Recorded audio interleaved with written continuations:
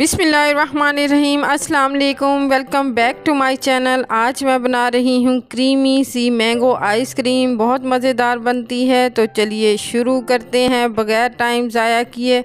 यहाँ पे मैंने एक बड़े साइज़ का आम ले लिया है। 2 आम तक लिए जा सकते हैं। इसको मैंने छील कर और क्यूब्स की शक्ल में काट लिया है और इसको जूसर के जग में डाल दिया है। 3-4 टेबलस्पून दूध का शामिल कर दिया है और इसको मैंने अच्छे से ब्लेंड कर लिया है। अब मैं इसको जो है एक छलनी की मदद से एक पैन में छान लेती हूँ ताकि कोई रेशा वगैरह अगर है तो वो निकल जाए और आइसक्रीम में ना आए। इसको मैंने जल्दी से छान लिया है और ये पैन चढ़ा दिया है मैंने चूल्हे पे और इसमें 1 टेबलस्पून मैंने चीनी का शामिल कर दिया है और इसको मैं पका लेती हूँ ताकि इसके अंदर अगर जो पानी वगैरह है तो वो ड्राई हो जाए और आइसक्रीम को ख़राब ना करे। और वैसे भी अगर कच्चा आम जो है उसके अंदर आइसक्रीम में डाला जाए तो उसका टेस्ट अजीब सा आता है। उसको मैंने बना के रख दिया है प्यूरी को। यहाँ पे मैंने एक बॉल ले लिया है और उसके अंदर मैंने 1 कप व्हिपिंग क्रीम का शामिल कर दिया है और इसको मैं 5 से 6 मिनट के लिए व्हिप कर लेती हूँ इलेक्ट्रिक बीटर की मदद से। तकरीबन इसको ये 6 मिनट में अच्छे से व्हिप हो जाती है। इसको मैं व्हिप कर रही हूँ बहुत अच्छे से और इसका जो है साइज़ भी डबल ट्रिपल हो जाता है। ये देख लें व्हिपिंग के बाद इसका साइज़ क्या भी बढ़ गया है। यहाँ पे मैंने half tea spoon orange colour का और हाफ़ टी स्पून ही येलो कलर का शामिल कर दिया है मिक्स करके। मुझे यही कलर पसंद है। अगर आपको डार्क पसंद हो तो इसमें ज़्यादा 1-1 टीस्पून डाल दें।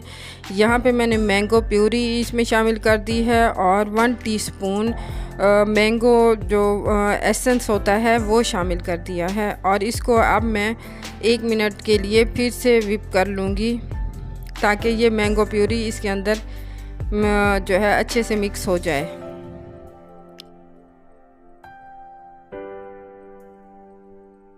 इसको मैंने व्हिप कर लिया है। यहाँ पे मैंने 2 टेबलस्पून आइसक्रीम बेस के शामिल करके और 1 मिनट के लिए मज़ीद इसको व्हिप किया है।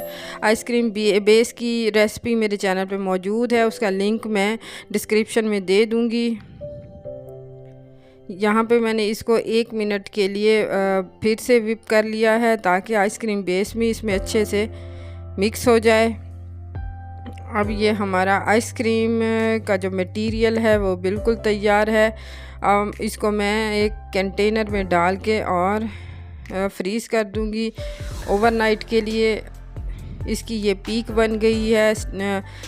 ये इससे पता चलता है कि आइसक्रीम का मटेरियल जो है वो बिल्कुल तैयार है।